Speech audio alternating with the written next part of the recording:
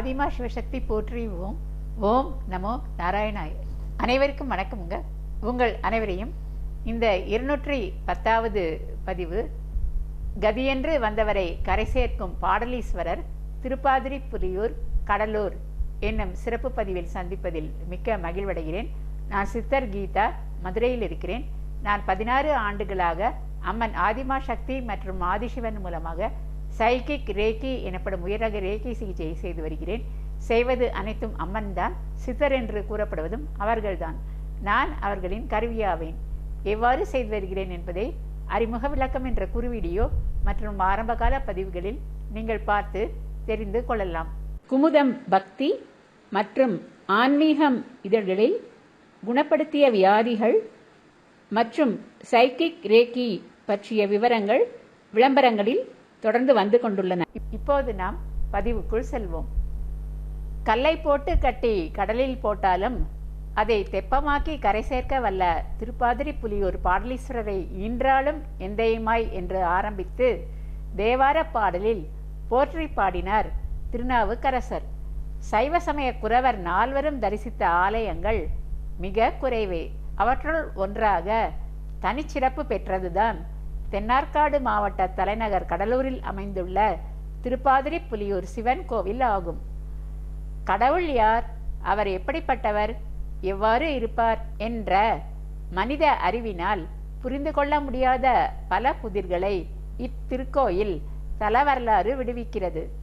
மேலும் மக்கள் தல வரலாறை அறிந்து கொள்ள வேண்டும் என்பதற்காக சிறப்பாக படங்களை நல்ல வெளிச்சத்தில் பார்க்கும் வண்ணம் ஒளிர் விளக்குகளால் அலங்கரித்து சிறப்பான சேவை செய்துள்ளார்கள் இக்கோவில் நிர்வாகத்தினர். அவற்றை ஒவ்வொன்றாக பார்த்துவிட்டு இறுதியாக இவற்றுக்குள்ள இணைப்பை நாம் பார்ப்போம். முன்னொரு காலத்தில் இறைவன் அன்னை பார்வதியின் தவ அதிர்வலைகள் இவ்வுலகை மேம்படுத்த வேண்டும் என்று நினைத்து அவருடன் விளையாடிய சூது ஆட்டத்தில் வேண்டுமென்றே தோற்றார். பின் பெருமாள் மகாவிஷ்ணுவோ நடுவராக அவரை வென்றார் என்று அறிவிக்க செல்ல கோபம் கொண்ட பார்வதி விளையாட்டாக அவரது கண்களை பொத்தினார்கள். அதனால் சூரிய சந்திரன் தோன்றாது இருளடைய தேவர்கள், முனிவர்கள், மக்கள் மற்றும் உயிரினங்கள் வருந்துவதற்கு காரணம் ஆனார்கள். அவர் பாடலவனம் என்று அழைக்கப்பட்ட பாதிரிப்புலியூருக்கு வந்து தவம் செய்யுமாறு இறைவன் ஆணையிட அன்னை தனது அருவுருவான தோற்றத்திலேயே இங்கு இறைவனை பாதிரி மலரால் பூஜித்து வந்தார். அருவுருவான இறைவனும் சோதி சொரூபமாக வந்து அவரை ஆட்கொண்டார். ஆகவேதான் இங்கே தன் சுய வடிவில் தவம் செய்த அன்னை அருந்தவ நாயகி என்ற திருநாமத்துடன் அழைக்கப்படுகிறார்கள். அவர்கள் பூஜித்த பாதிரி மரமே இங்கு தலவிருட்சம் ஆகும். அவர்கள் மனதில் உறையும் இறைவனையும் அருவுருவாக பூஜித்ததால் இங்கே அவர்கள் சன்னதியில் லிங்கத்தின் மேல் பகுதி இருக்காது, வெறும் பீடம் மட்டுமே இருக்கும். ஆதியும் அந்தமும் அற்ற இறைவன் தோன்றா துணைவர் ஆவார். பிறப்பு இறப்பு சக்கரத்தில் வராது, ஆனால் அதில் சிக்குண்ட உயிர்களை ரட்சிக்கும் சிறப்பு பெற்றவர் இங்குள்ள சுயம்பு வடிவமான பாடலீஸ்வரர் ஆவார். சிவபெருமான் 18 புராணங்களையும் நந்தியம் பெருமானுக்கு உபதேசித்தார். அவற்றை நந்தி மூலம் அறிந்த சூத முனிவர் சனகாதி முனிவர்களுக்கும் அவற்றை உபதேசிக்கையில் திருப்பாதிரிப்புலியூர் தல புராணத்தை விவரிக்கிறார். இங்கு தலவிருட்சமான பாதிரி மரம் மிகவும் புனிதமான ஒன்றாகும். வேள்விகளில் இடப்படும் ஆகுதிகளை மற்ற தேவர்களுக்கு தொடர்ந்து கொடுத்து வந்த அக்னி தேவன் தான் என்ற அகந்தை கொண்டதால் தன் பலம் முழுவதும் இழந்தார். இறைவன் அளித்த பலம் அது. அவருக்கு தான் ஒரு கருவி என்பது புரியாததால் வந்த வினை அது. அவருக்கு அந்த ஞானம் அளித்து இழந்த பலத்தை மீண்டும் அருளி கரை சேர்த்தார் அக்னி பகவான். பாடலவனத்தில் ஆற்றிய அருந்தவத்தால் அகமகிழ்ந்த பாடல் ஈஸ்வரர். இப்படத்தில் நீங்கள் காணுவது இத்திருத்தலத்திற்கு திருப்பாதிரிப்புலியூர் என்ற பெயர் வந்த காரணத்தை விளக்குவது. மாத்தியந்தின முனிவர் என்ற பெயர் கொண்ட முனிவர் தான் எக்காலத்திலும் இறைவனுக்கு பூஜை செய்யும் மலர்களை வண்டுகள் வைக்காத இருளான பிரம்ம முகூர்த்தத்தில் மரங்களில் ஏறி பறிக்க இறைவனிடம் புலியின் கால்களையும் நகங்களையும் இருளில் பார்க்க வல்ல சக்தியையும் சிவபூஜை செய்து பெற்றார்.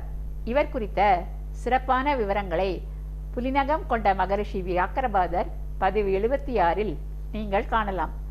அவர் தன் உற்ற தோழனும் ஆதிசேஷனின் அவதாரமும் ஆன பதஞ்சலி முனிவருடன் இங்கு வந்து பாடலிவனநாதரை பாதிரி மலர் கொண்டு அர்ச்சித்து பூஜை செய்து அருளாசி பெற்றதால் இவ்வூருக்கு திருப்பாதிரி புலியூர் என்ற சிறப்பு பெயர் உண்டாயிற்று. ஒருமுறை அவர் மகனான உபமன்யு உருவான அருந்தவ நாயகியை பூஜித்த போது அறியாமல் அவர் பாதம் தேவியின் திருப்பிடத்தில் பட்டுவிட்டது. அதன் காரணமாக அவர் முயலாகும் சாபம் பெற்றார். பின்னர் பாடலீஸ்வரரை அவ்வுருவிலேயே துதித்து வர அங்கு வேட்டையாட வந்த ஆதிராசா என்ற மன்னன் அந்த முயலின் மேல் அம்பு எய்தான். அது காயம்பட்டு பாதிரி மரத்தின் பின்னால் ஒளிந்தது. அப்போது அந்த புனிதமான பாதிரி மர ஸ்பரிசம் பட்டு சாப விமோச்சனம் அடைந்த உபமன்யு கண்டு அதிசயித்த மன்னன் அப்போது அங்கு வந்த அகத்திய மகானிடம் இத்தல வரலாறு குறித்து கேட்டு மெய் சிலிர்த்தான். பல திருப்பணிகள் செவ்வனே செய்தான். மேலும் 1000 ஆண்டுகள் இறைவனை எண்ணி தவம் செய்து கொண்டிருந்த மங்கன முனிவரின் காலில் முள் தைக்க அவர் உடலிலிருந்து இரத்தம் வராமல் நன்னீர் வந்தது.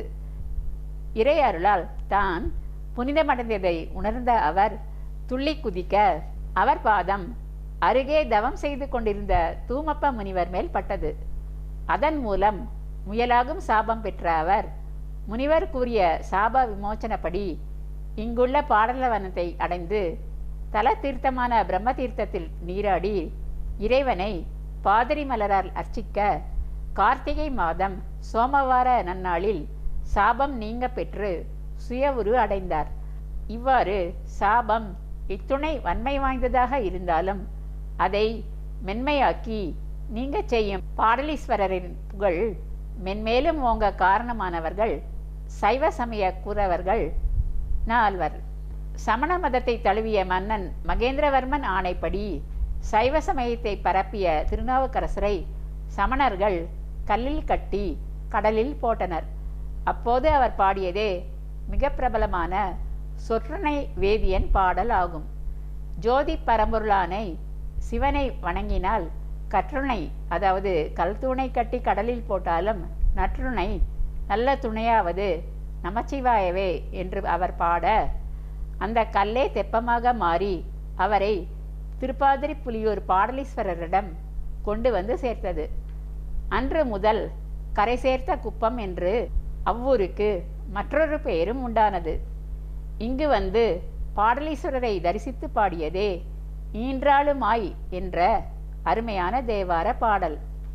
ஈன்றாளுமாய் எனக்கு எந்தையுமாய் உடன் தோன்றினராய் மூன்றாய் உலகம் படைத்து உகந்தான் மனத்து உள்ளிருக்க ஒன்றான் இமயவருக்கு அன்பன் திருப்பாதிரி புலியூர் தோன்றா துணையாயிருந்தனன் தன் அடியோங்களுக்கே என்பது அந்த பாடல் ஆகும்.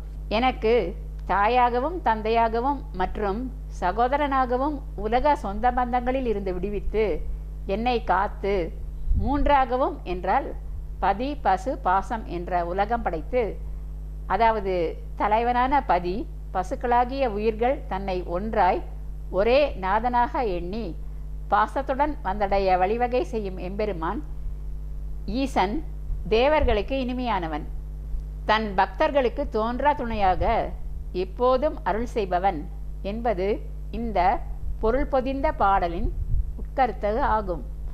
தலங்கள் தோறும் சென்று பதிகங்கள் பாடி வந்த திருஞான சம்பந்தர் இங்கு திருநாவுக்கரசருக்கு பாடலீஸ்வரர் செய்த அற்புதத்தையும் அவர் இங்கு செய்த உளவார பணி பற்றிய தகவல்களையும் கேட்டு மெய் சிலிர்த்தார்.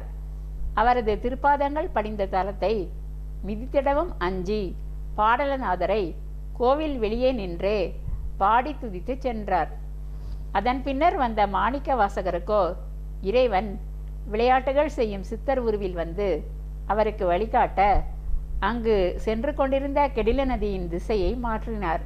பின்னர் கோவிலுக்கு அழைத்து சென்று அவர் தாகம் தீர்க்க தீர்த்தம் ஒன்றும் உருவாக்கினார். அவர் கரம் பட்டு உருவானதால் அப்புனித தீர்த்தமானது சிவகர தீர்த்தம் என்று அழைக்கப்படுகிறது. அப்புனித தீர்த்தத்தை தரிசியுங்கள். அடுத்து, நரகத்தில் பாவத்தில் உழன்று தவித்த உயிர்களை கருணையுடன் ரட்சித்து மீட்ட கதைக்கு நாம் வருவோம்.